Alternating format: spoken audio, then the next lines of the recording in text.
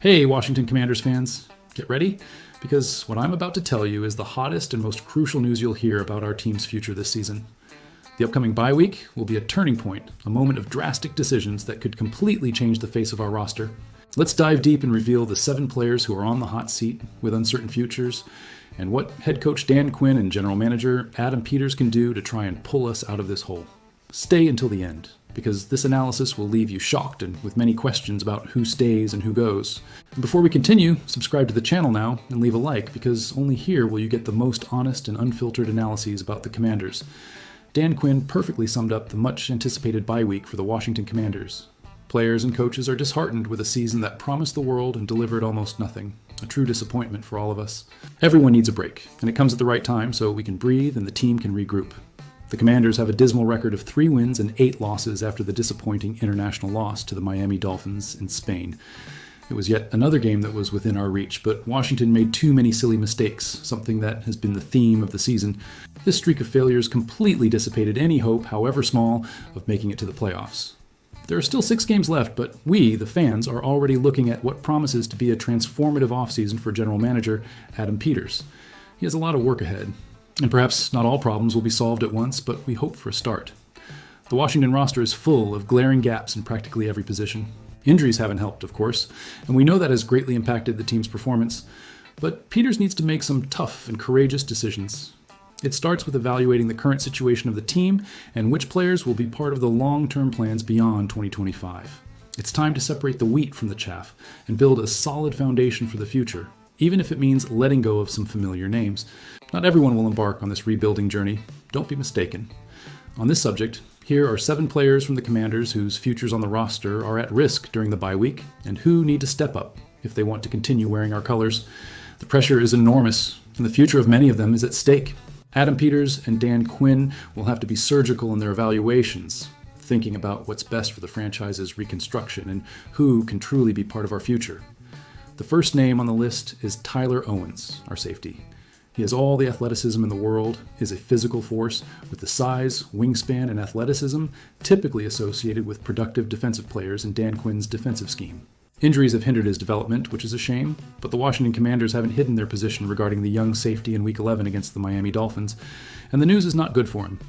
Quinn took over the responsibility of calling defensive plays from Joe Witt Jr., and there were improvements in the organization of the defense, which is a positive point. This didn't affect the overall outcome of the game, but the fact that Owens didn't step onto the field at all on defense was a telling sign of how his progress is being perceived by the head coach. It's a clear sign that he's not delivering what is expected of him, and that worries me a lot as a fan. This is very hard news for Owens. He was expected to play more, not less, as the Commanders intend to rejuvenate the roster and give opportunities to young talents. That is not what happened, and it remains to be seen whether the former star from Texas Tech will be on the 53-man roster when the 2026 season begins. There are no guarantees, and Owens' dynamism has never matched his performance on the field, not even in college. Unless there is significant improvement after the bye week, the Commanders may find themselves forced to take a different path. Next, we have Brandon Coleman, our offensive lineman. Things seemed promising for him in his second season with the Washington Commanders. He was changing positions, moving to play on the interior of the defensive line after general manager Adam Peters signed the 5-time Pro Bowl left tackle, Laremy Tunsil.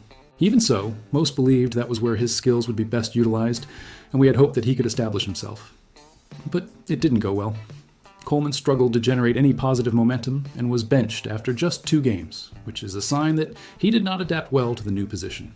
Chris Paul stepped in and increased the offensive line's consistency, causing the TCU product to be on the sidelines for long stretches of the season. In recent weeks, Coleman has been used as a support player in heavy packages, but little more than that, which is frustrating for a player selected in the 3rd round of the draft. The Commanders are not going to cut the player selected in the 3rd round of the 2024 draft anytime soon, as there is still an investment in him. Even so, he needs to demonstrate the necessary determination and develop throughout the preseason to have any chance of solidifying his long-term status with the club. Anything less than that, and the Commanders will have a problem on their hands, with a high-investment player who is not delivering as expected. We need players who seize opportunities, and he hasn't managed to do that consistently. The third name on the hot seat is Preston Smith, our defensive end. We, fans, were worried about the lack of pass rush options for the Commanders early in the season. Adam Peters did not prioritize this crucial position with the urgency desired, but the front office leader showed confidence in the options available. And he gained the fans' trust by leading the organization's revitalization much more quickly than expected, which gave us some hope at the beginning. Unfortunately for Peters, injuries brutally exposed the lack of depth on the roster. Dorrance Armstrong Jr. and Dietrich Wise Jr. suffered injuries that ended their seasons, leaving our defensive line in shambles and unable to pressure the opposing quarterback. The Commanders found themselves forced to scour the free agent market for reinforcements, bringing defensive end Preston Smith back for an exciting return to the team that drafted him, and we hoped he could bring a bit of his old magic. But Smith has not even met the most modest expectations. It seems that time has finally caught up with a player with 70.5 career sacks, an impressive number, but one that is not reflected in his current performance. Peters cannot ignore the importance of defense next spring, which will likely leave the player, selected in the second round of the 2015 draft, off the team. It's a tough decision, but we need players who produce on the field, and he hasn't been doing that. In fourth place, we have Chris Moore, our wide receiver. The loss of so many productive receivers has been a tough challenge for the Commanders. Terry McLaurin and Noah Brown have appeared infrequently this season due to injuries. The promising progress of Luke McCaffrey was interrupted by a clavicle fracture, a hurdle too difficult to overcome without superstar quarterback Jaden Daniels leading the offense. This has opened opportunities for other players who might otherwise have remained on the practice squad or unemployed. Chris Moore is one of them, who gained a lifeline this preseason despite struggling to meet his specific goals during the summer. Moore has had some good moments, it's true, with a few important receptions, but consistency remains an issue for him. If the Commanders want to take the next step and rebound in 2026, they cannot move forward with the options currently available, which are not delivering enough for a competitive offense. And while Moore may have a chance to reclaim his spot, it would not be the biggest surprise in the world to see him cut for good. The competition for roster spots will be fierce with the return of veterans and the quest for new talent in the draft and free agency. He needs to show something different if he wants to secure his place. And we need players who seize opportunities and are consistent on the field, something he has not been able to do regularly. The fifth player on the hot seat is Quan Martin, our safety. Everyone involved with the Washington Commanders was eager for a standout season from Quan Martin. The athletic safety showed encouraging progress in 2024 under the leadership of Dan Quinn and Joe Witt Jr. This was enough for Adam Peters to make him the main player, letting Jeremy Chinn go to the Las Vegas Raiders in free agency, which shows the confidence the management had in him. Considering how high the standard was set, Martin has not come close to meeting it. He has been a complete disaster against the run game, struggling with tackling and filling gaps. His coverage skills have regressed and defensive support is shaky. Add to that the frustrating number of missed tackles, and it's not hard to see how far the standards have fallen. As a fan, I'm very disappointed with his performance, which is well below expectations. Martin's grade of 49.4, assigned by Pro Football Focus, places him 82nd among 91 qualified safeties, an alarming number for a player who was supposed to be one of our leaders on defense. It would be an epic bombshell if the former Illinois star were cut, but the Commanders need to rethink his role moving forward. We cannot afford to have a player performing at such a low level in such a crucial position for our defense. He needs to show drastic improvement, or his future with the team will be seriously at risk. In sixth place, we have Ben Sinnott, our tight end. Ben Sinnott is nearly 2 years into his professional career, after being selected 53rd overall in the 2024 NFL Draft, and the Commanders have no idea what his long-term role will be.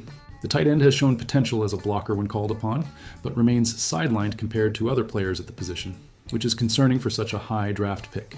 Something is preventing the Commanders from involving Sinnott in the offense. We fans expected his role to increase exponentially in his second year, but he has been on the field for only 29% of the team's offensive plays, a very low number for a player with his potential. And now doubts are emerging about whether someone like undrafted rookie Colson Yankov could offer more in the coming weeks, which places even more pressure on Sinnott. Sinnott missed Week 11 due to injury, but he is not expected to be out for long. The Commanders need to evaluate him for a longer period after the bye week, giving him more chances to prove his worth. Otherwise, this will say everything fans need to know about his future with the team. We need tight ends who can be threats on offense and contribute consistently, and he hasn't been able to do that yet. Finally, the seventh player on the hot seat is Johnny Newton, our defensive lineman. Most fans expected Johnny Newton to be the standout in Week 11 against the Miami Dolphins. Darren Payne was suspended for the confrontation after hitting Detroit Lions wide receiver Amon-Ra St. Brown, and we thought Newton would seize the chance to shine as a starter. But the Commanders made it clear they lack confidence in the second-year defensive tackle. Newton barely exceeded his season average in snap percentage, which is disappointing for a player who was supposed to be one of our leaders on the defensive line. The Commanders deployed veteran Eddie Goldman, a run-stopping specialist, on early downs, and he performed well. This caused Newton once again to take on rotational responsibilities, which was deeply disappointing for a player who wanted more and needed to prove his value. Just like with Ben Sinnott, the Commanders are not going to give up on Newton so soon. They invested heavily in the 36th overall pick of the 2024 draft, but it's evident that his integration isn't going as smoothly as some experts projected before he was drafted. The Commanders aren't playing for much more than pride for the remainder of the season. Putting more responsibilities on Newton in the 6 remaining games would be a wise decision, and that will define his future in Washington. He needs to seize this opportunity with both hands and show that he deserves to be a key piece in our defense for the future. As a fan, I know this season has been a disaster, but the bye week is the chance for Adam Peters and Dan Quinn to make the necessary changes for the future. These 7 players are under the microscope, and their performances in the upcoming games, or lack thereof, could seal their fates. It's a make-or-break moment for many of them, and we hope the management makes the right decisions to pull the Commanders out of this hole and lead us back to the playoffs. Now I want to know your honest and unfiltered opinion about these 7 players on the hot seat. Which one do you think is most likely to be cut or have their role reduced after the bye week? And which one do you believe can still turn it around and solidify their place on the team? And more importantly, if you were general manager Adam Peters, what would be your toughest decision regarding these players?